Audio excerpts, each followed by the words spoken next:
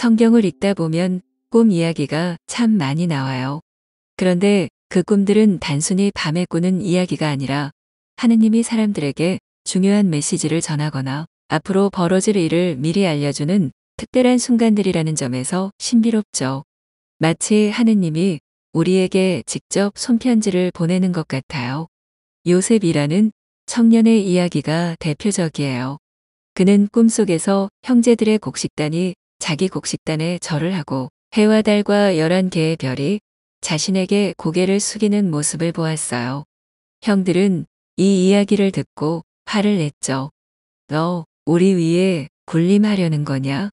형들의 질투로 요셉은 결국 이집트에 팔려가게 돼요. 하지만 거기서 그는 꿈을 해석하는 특별한 재능으로 이집트의 총리가 되었고 형제들과 가족, 나아가 온 나라를 구하게 되었어요. 그의 꿈은 단순한 환상이 아니라 하느님이 미리 보여주신 큰 계획의 일부였던 거예요. 이집트의 왕 파라오도 신비한 꿈을 꾸었어요. 살찐 소 7마리가 강가에서 풀을 뜯고 있는데 갑자기 마른 소 7마리가 나타나 살찐 소를 잡아먹는 꿈이었죠. 또 다른 꿈에서는 풍성한 곡식 이삭 7개가 마른 이삭 7개에게 삼켜졌어요. 파라오는 이 꿈이 무슨 뜻인지 몰라 고민하다 요셉을 불렀어요. 요셉은 이 꿈이 7년의 풍년과 7년의 기근을 예고한다고 해석했죠. 덕분에 이집트는 기근에 대비할 수 있었고 나라 전체가 구원받았어요. 꿈 하나가 이렇게 큰 변화를 가져오다니 정말 놀랍지 않나요? 야곱도 꿈을 통해 하느님의 약속을 경험했어요. 그는 하늘로 이어진 사다리를 보았고 그 위로 천사들이 오르내리는 모습을 보았어요.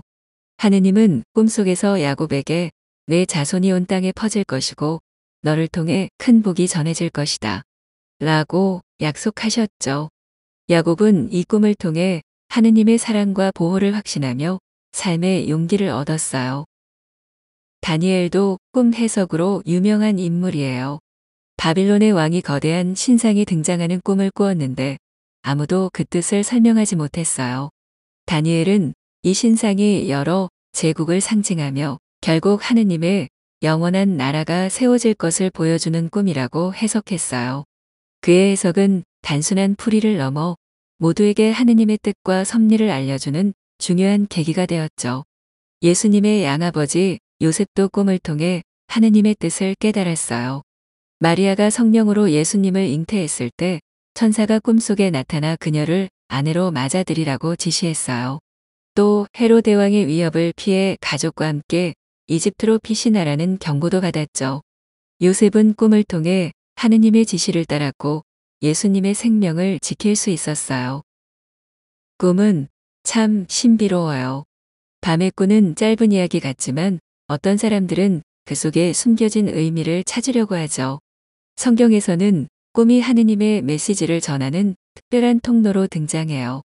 그런데 프로이트 같은 심리학자는 꿈을 인간의 무의식이 풀려나는 장면으로 봐요. 이 둘의 시각을 비교하면 참 흥미로워요. 요셉의 이야기로 다시 돌아가 볼게요. 요셉은 꿈을 통해 미래를 미리 알게 돼요. 형들의 곡식단이 자기 곡식단에 절하는 꿈을 꾸었을 때 요셉은 자신이 특별한 역할을 맡게 될 거라는 걸 깨달았죠. 형들은 그걸 듣고 질투했지만 결국 요셉은 이집트의 총리가 되어 모두를 구하게 되었다고 했어요. 여기서 꿈은 하느님이 주신 계획을 미리 보여주는 창문 같은 역할을 해요. 반면 프로이트라면 요셉의 꿈을 이렇게 해석했을지도 몰라요. 곡식단. 이건 가족 간의 힘의 역학을 상징하는 거야. 형들에게 억눌린 감정이 꿈에서 이런 식으로 드러난 거지. 프로이트는 꿈을 인간의 억눌린 욕망이나 감정이 상징적으로 나타나는 장면으로 봤거든요. 그러니까 요셉의 꿈은 형제들 사이의 경쟁심과 자신의 욕망이 만들어낸 무의식의 산물로 보일 수도 있겠죠. 앞에서 이야기한 내용 중에서 또 다른 이야기로 넘어가 볼게요. 파라오는 꿈속에서 살찐 암소 7마리와 마른 암소 7마리가 나타나는 이상한 장면을 봐요. 이건 성경에서 7년의 풍년과 7년의 기근을 예고한 꿈이었죠. 요셉이 꿈을 해석하면서 이집트는 기근에 대비할 수 있었어요. 여기서 꿈은 미래에 대한 경고였고 하느님의 계획이 담긴 중요한 메시지였어요. 이 꿈에 대해서도 프로이트라면 파라오의 꿈을 어떻게 해석했을까요? 그는 아마 이렇게 말했을지도 몰라요. 암소는 자아를 상징하고 살찐 암소와 마른 암소는 풍요와 결핍 사이의 심리적 갈등을 보여주는 거야. 파라오의 무의식이 현실적인 두려움을 상징으로 표현한 거지. 같은 꿈이라도 해석은 완전히 달라지죠. 이 차이는 꿈의 목적에서도 드러나요. 성경에서는 꿈이 하느님이 사람들에게 지시를 내리거나 구원의 계획을 전달하는 방법이에요. 예수님의 양아버지 요셉이 천사의 메시지를 꿈에서 듣고 마리아와 아기 예수를 보호하기 위해 이집트로 도망친 이야기가 그 예죠. 반면 프로이트는 꿈이 인간 내면에 억압된 욕망을 해소하거나 의식하지 못한 갈등을 풀어내는 심리적 도구라고 생각했어요.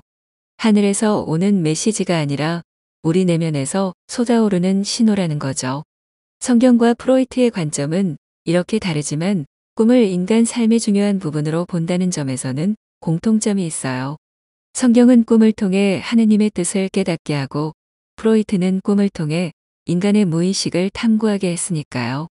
어쩌면 꿈은 우리가 몰랐던 어떤 진실을 살짝 엿보게 해주는 창문일지도 몰라요. 하느님의 계획이든 우리의 억눌린 욕망이든 꿈속에서는 모두가 진지하고도 흥미로운 이야기를 하고 있으니까요. 성경 속 꿈 이야기를 보면 꿈은 단순한 환상이 아니라 하느님과 인간을 잇는 달이라는 생각이 들어요. 꿈은 하느님의 사랑과 보호, 그리고 섭리를 전하는 특별한 통로로 쓰였죠.